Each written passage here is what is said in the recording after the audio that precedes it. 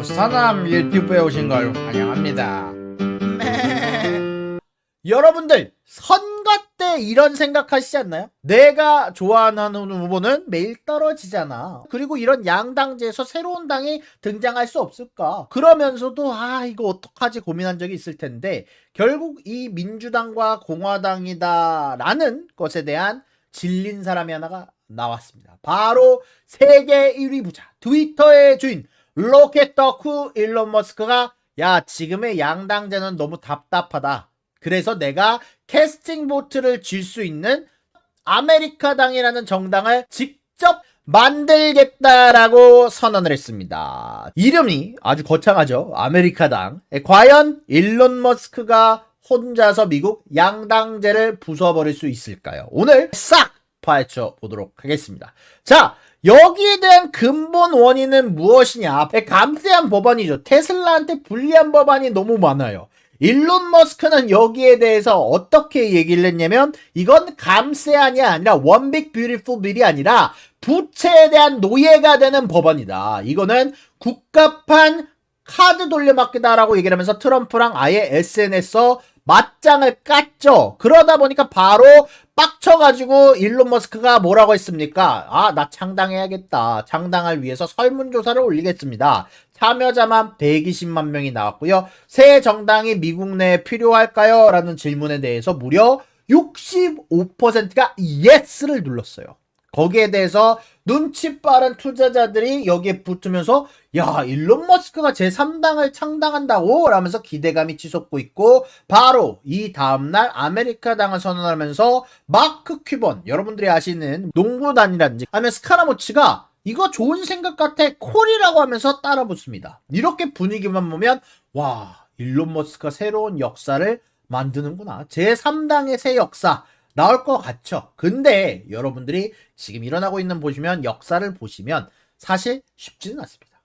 이게 왜 그러냐면 미국의 하원과 상원 대부분은 한 선거구의 의석 하나 1등이 그나마 전부 다 가져갑니다. 자, 정치학 법칙 뒤베르제에 따르면 사실상 단순 다수 대표제는 양당제를 가지고 오고 양당만 살아남게 돼 있다. 나머지 표는 다 사표가 됩니다. 자, 여러분들이 혹시라도 제3당을 찍는다? 예를 들어서 무소속을 찍는다? 그러면은 사실상 이게 여러분들이 원하는 차악의 후보도 못 뽑는 값비싼 기부행위가 될 수가 있다는 건데 대통령 선거는 중요한 건 이걸 주 단위로 스테이트 단위로 돌립니다. 1등 먹으면 그 주에 있는 선거인단을 싹쓸이하는 제도죠. 이거를 승자 독식 제도라고 하는데 한국과는 다르게 이 승자 독식 제도는 굉장히 무서운 제도입니다. 자, 이게 역사적으로 일론 머스크와 비교할 수 있는 인물, 미국 정치 사상 가장 드라마틱했던 레전드 썰을 일단 여러분들한테 한번 얘기를 해볼게요. 바로 일론 머스크의 원조 버전 억만장자 로스페로의 이야기입니다. 자, 이 로스페로가요 지금의 일론 머스크하고 사실 거의 비슷해요.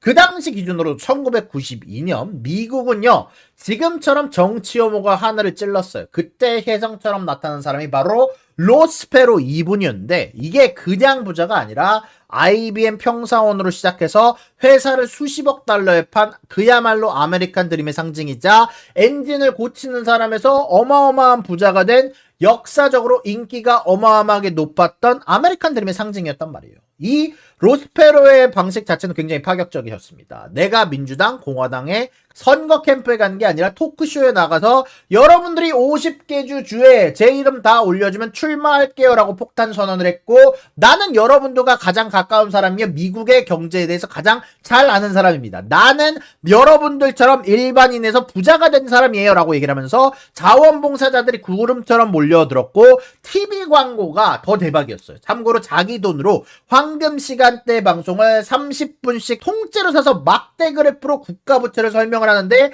와 유사남 저리 가라 일타 강사 족집게 경제과외였던 거예요. 그러다 보니까 지지율이 아주 수직으로 상승했죠. 지금의 일론 머스크처럼 한때 기준으로 대통령 여론조사 1위까지 떴습니다. 그러니까 어떻게 돼요? 여론조사 1위라고? 그러다 보니까 미국 전체가 이 괴짜 억만장자 대통령이 탄생하겠다. 로스페로 그 다음 대통령이다. 거의 일론 머스크죠. 그러다 보니까 이 제3당의 탄생, 새로운 대통령의 탄생을 예감을 했었습니다. 자, 그래서 결과는 어떻게 됐을까요? 여론조사 1등 1992년 11월 미국인 2천만 명이, 정확히 말하면 1974만 명인데 로스페로를 찍었습니다. 미국 그 당시 투표한 사람의 전체의 20%, 5명 중 1명이 로스페로를 찍었어요. 자, 그래서 그가 얻은 총 선거인단은 몇 명이었을까요? 이게 진짜 충격적인데 바로 빵명. 아무리 투표를 많이 받으면 뭐해? 어떤 지역에서도 1등을 하지 못했어요. 빵표예요, 결국. 선거인단 제로입니다. 여러분들 로스페로에 투표를 했어요? 전혀 의미가 없어요. 2천만 명에 가까운 국민이 지지를 했는데 대통령 당선 점수는 빵점. 전국 모든 주에서 2등 아님 3등하고 1등을 한 곳이 한 군데도 없었기 때문에 이 승자독식 제도가 굉장히 무서운 거예요. 바로 주별 1등이 그 점수를 싹쓸이하는 선거인단 제도에 무서운 겁니다. 3등을 하면 뭐예요? 내가 할 수 있는 게 아무것도 없는데.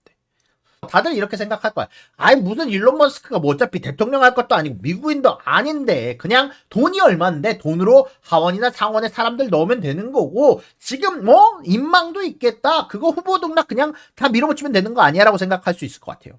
근데요 여러분들 상원과 하원도 이게 쉬운 게 아니에요. 미국에서 후보가 되려면요 돈을 내는 게 아니라 그냥 밀어붙이면 되는 게 아니라 각 주마다 유권자들한테 이 사람 후보로 인정해 주세요라고 하는 서명을 직접 받아야 됩니다. 이거를 투표용지 접근권이라고 부르는데 이게 진짜 거의 무슨 지옥급 디아블로 50단계짜리 퀘스트예요. 왜냐? 이게 주마다 규칙이 다 달라요. 어떤 주는 서명을 5만 개 받아야 되고 어떤 주는 2만 개를 받아야 되고 마감일도 다 제각각이고 여기에 대해서 뭐 주마다 법칙도 달라요. 네. 미국은 연방정부잖아요. 올해 민주당이나 공화당 예비선거에 투표한 사람은 여기에다가 서명을 할 수 없다라는 규칙도 있고 이게 무슨 뜻이냐? 열성적인 민주 공화당 지지자들은 창당에 도움을 줄 수 없다는 거예요. 순수 무소속이나 제3당에 관심 있는 사람들만으로 민주당 공화당 예비선거에 투표하지 않은 사람을 찾아서 5만 명을 찾아서 서명을 해야 된다는 얘기예요. 결국 돈으로 여기에 대한 알바를 쓸 수는 있겠죠. 하지만 어떻게 민주당 공화당의 편도 아니면서 제3당을 원하는 사람이 각 주마다 5만 명을 찾겠어요. 이건 쉽지 않단 말이에요. 각 지역 사정을 잘 아는 현장 조직이 필수라는 얘기인데 이거는 하루아침에 살 수 없는 시간과 노력이 필요한 것이죠. 자, 그러니까 지금 테슬라가 떨어지고 있는 거예요. 왜? 일론 머스크의 주의가 나뉠 위험에 처해 있으니까. 그리고 뭐 겨우겨우 뭐 서명을 다 받았다라고 칩시다. 이제 다음 관문은 TV 토론이에요. 여기서 어떻게든 얼굴을 한번 비춰야 지지율이 떡상을 하는데 이게 문제가 뭐냐? 지지율을 올리려면 어떻게 됩니까? TV 토론에 나가서 얼굴을 익숙하게 만들어줘. 근데 TV 토론에 나가려면 지지율이 그 중에서 15%를 넘어야 됩니다. 근데 토론에 못 나가니까 지지율이 15%를 못 넘어요. 지지율이 안 되니까 TV 토론에 못 나가요. 이게 무한반복이에요. 사실상 그들만의 리그인 거죠. 나랏돈 지원받는 것도 똑같아요. 지난 대선에서 뭐 5% 이상 득표한 기록이 있어야만 돈을 주는데 새로 만든 정당의 기록이 있겠습니까? 산 넘어 산이죠. 물론 다행히 뭐 일론 머스크에는 비밀무기 트위터 혹은 X라는 키워드가 있긴 하지만 아직까지는 사실 트위터를 통한 선거운동 테레비 없이는 아직까지는 좀 이른 편이란 말이에요. 그리고 가장 중요한 진짜 마지막 보스는 바로 선거날 투표소에 들어간 유권자의 마음입니다. 자, 여러분들 이렇게 생각을 해보세요. 세 후보가 있습니다. 자, 최악의 후보가 있고 사악의 후보가 있고 그리고 마지막으로 내 첫 픽인 제3당 후보가 있습니다. 내 3당 후보가 너무 좋긴 한데 내가 여기에 투표를 했을 때 당선 가능성은 낮아 보여요. 여기서 이제 고민이 시작되죠. 아, 내 소신대로 3당을 찍었다가 그 표 때문에 최악의 후보가 당선되면 어떡하지? 내 한 표가 최악의 대통령, 최악의 후보를 당선시킬 수 있는 스포일러가 될 수 있다고 생각합니다. 그러다 보니까 이 공포심리 때문에 결국 많은 사람들이 제3당이 아닌 차악을 찍게 되는 건데요. 근데 여기서 끝난 게 아니에요. 거대 정당들은 더 영리하게 움직입니다. 제3당이 나는 정말 신박한 이슈를 내세워서 일론 머스크 같은 경우는 전 감세안에 반대를 하겠습니다. 자, 내가 공화당 내에서 반대를 하는 사람들을 끌어오겠습니다 하면서 인기를 끌잖아요. 그러면은 민주당 입장에서는 그냥 제3당이 그걸 가져가게 놔두는 것보다 훨씬 더 유리한 방법이 있어요. 아니 내가 저 사람의 공약을 갖고 오면 돼요. 우리가 저 공화당 사람들 흡수해보겠습니다. 할 수도 있는 거고. 내가 민주당의 입장에서 우리가 저 3당이 쓰고 있는 공약들 그대로 갖고 와서 쓰면은요, 당선될 가능성이 당연히 3당이 높겠습니까? 민주당이 높겠습니까? 민주당이 높은 거죠. 아무래도. 그래서 그 이슈만 쏙 빼가서 자기 공약으로 만들어버립니다. 제3당은 결국 그를 통해서 알맹이를 다 뺏기는 거죠. 역사학자들이 아까 말했던 법칙에서 말했듯 제3당은 중요한 이슈를 한번 터트리고 사라지는 역할만 하는 운명이 여태까지 반복이 되어 왔어요. 그러다 보니까 지금 여기에 있는 수많은 사람들, 로스페로를 포함한 여러 인물들이 제3당이나 무소속으로 출마했지만 사실상 당선이 안 된 겁니다. 그렇다면 제3당 이거 불가능한 겁니까? 불가능한 건 아니에요. 역사적으로 딱 한 번 성공한 사례가 있습니다. 언제?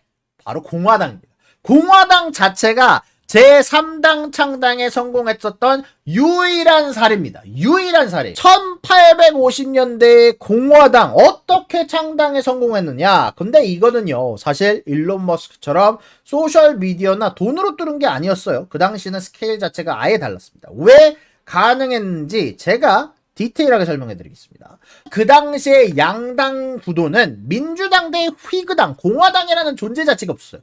휘그당이다라고 해가지고 그 당시에는 이 두 당이 양당 체제로 활동을 하던 시기였는데 그게 왜 깨졌냐? 바로 1854년 바로 캔자스 네브라스카 법으로 인해서 바로 제3당 창당이 가능했습니다. 이게 무슨 내용이었냐? 자, 이 법안은요, 미주리 타협을 깨고 노예제 확장 여부는 주민투표로 각각 정하라라는 내용이었습니다.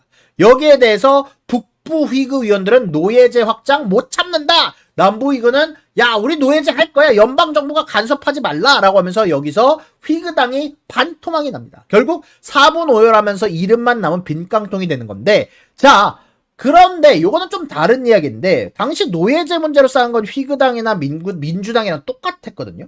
근데 왜 휘그당만 폭삭 망하고 공화당이 뛰어올랐고 민주당은 살아남았을까요? 이거를 제가 좀 쉽게 설명을 할게요.